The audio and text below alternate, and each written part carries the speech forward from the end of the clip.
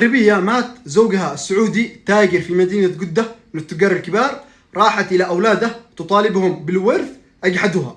بالبداية صلوا على النبي صلى الله عليه وسلم عليه وعلى صحبه أجمعين. القصة تبدأ من جدة. مغربية، هذا تاجر سعودي من أكبر التجار في جدة، يعني من ضمن أكبر 50 تاجر في مدينة جدة. وطبعا حب أنه يتعدد أو يتزوج امرأة أخرى، فراح إلى زوجته الأولى وحدثها أنه يريد أن يتزوج الزوجة الثانية. هنا زوجته الأولى ما في اليد حيلة ولن تستطيع فعل أي شيء يعارض هذا الأمر أو هذه النية التي عزمها زوجها، سوى أنها طلبت منه طلب أن لا تشوف زوجته نهائيا أبد الدهر. قال لها طيب تمام. وراح إلى المغرب، أحد إخوانه وصاه على أسرة معينة محافظين على تعليم الدين الإسلامي الحنيف، مصليين وما شاء الله مجتهدين بأداء العبادات على أكمل وجه. والله يروح لهناك يشوف البنت تصلي صلاتها وتؤدي فرائضها وأيضا تقرأ الورد اليومي من القرآن الكريم. يقول تزوجتها، وبعد ذلك أخذتها إلى جدة واستأجرت لها مكان فخم، وبعد ذلك أخذت المنزل بأكمله ملك يبعد عن زوجتي الأولى مسافة كبيرة، يعني شرق جدة غرب جدة. يقول وعشت معها أيام سعيدة، بس أنها تروح إلى زوجتي الأولى مستحيل، أو زوجتي الأولى تعلم أن المغربية متواجدة في جدة مستحيل أيضا.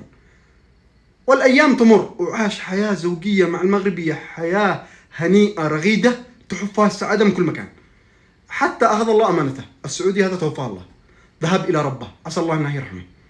يقول الزوجة هذه زوجته بعد أن انتهت 40 يوم مكوثها في المنزل، ذهبت لأن أوراقها العقد والجواز كلها في مكتب زوجها في منزله عند زوجتها الأولى، في المنزل عند زوجتها الأولى.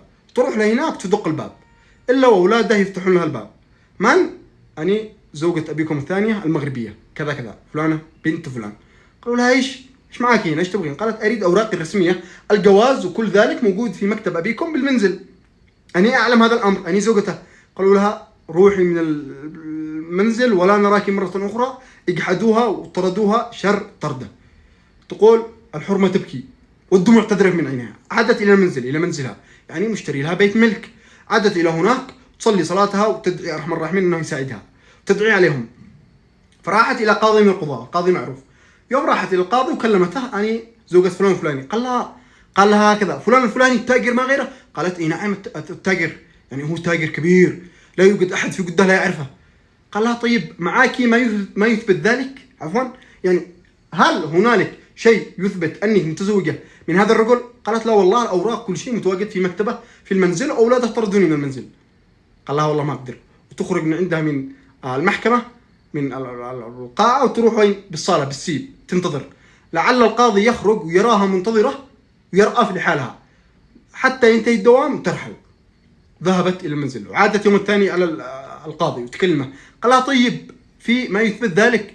هل هنالك أوراق أو شيء يثبت أنك زوجة التاجر الفلاني؟ قالت لا كل ذلك موجود بالمنزل. والله تخرج من عند حضرة القاضي وتظل منتظرة في الصالة حتى القاضي يرأف لحالها وقلبه يلين، ولكن لا يوجد. عادت ثالث يوم، ولكن هنا ثالث مرة حصلت المعجزة وحصل الأمر الذي لم يتخيله عقل سمع بهذه القصة. بعد ذلك القاضي كان معاه زيارة لأهله بالرياض، فهم أن يسافر إلى الرياض. والله سافر إلى الرياض وصل إلى أهله سلم عليهم، فكلموه أن جار لهم خرج من عملية يلزم أن يروح ويتفقد حاله. راح إلى هناك إلى الجار ويتفقد حاله، قال له كيف حالك؟ قال له كذا وسلم عليه. فقالوا له أبونا متدلع، أبونا والله العيال نريد أن نزوجه. قال لهم طيب ما يخالف. قال لهم اسمعوا نزوجها مصرية كذا الأولاد يتكلمون. قال لهم ولا مغربية؟ قال لهم مغربية لا، والله خوي فلان الفلاني في جدة تزوج مغربية والآن توفاها الله. قال له ايش؟ قال له فلان الفلاني تعرفها أنت التاجر؟ قال له هي فلان الفلاني ما غيره، خويي وملازم لي ومن الرفقة من ضمن 3 أشخاص اللي احنا دايم الدوم نزوره ونروح إلى منزله. قال له تعرفه؟ قال له هي أعرفه. قال له تدري أن هذه البنت اللي تكلم عليها المغربية زوجة التاجر هذا أتت إلي وتريد ورث لها، ولكن أولادها طردوها وجحدوها. قال له ايش تقول؟ قال له تعرفها أنت؟ قال له ايش اسمها؟ قال له فلان الفلانية. قال له طيب بتنزل إلى جدة وتشهد معي؟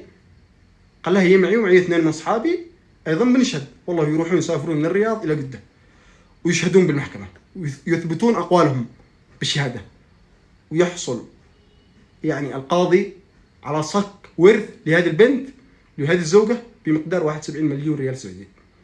يعني تخيلوا مقادير الله، إذا أراد الله شيئا سافر القاضي من جدة إلى الرياض حتى يزور هذا المسن الذي خرج من العملية ويتكلم بهذا الكلام أنه يعرف التاجر الفلاني، لأن أولاده أرادوا أن يزوجوا مغربية، فقال لا والله لن أتزوج مغربية، ليش يقول لك أنها تنهك الأمر وتعجل الروح، عرفتم؟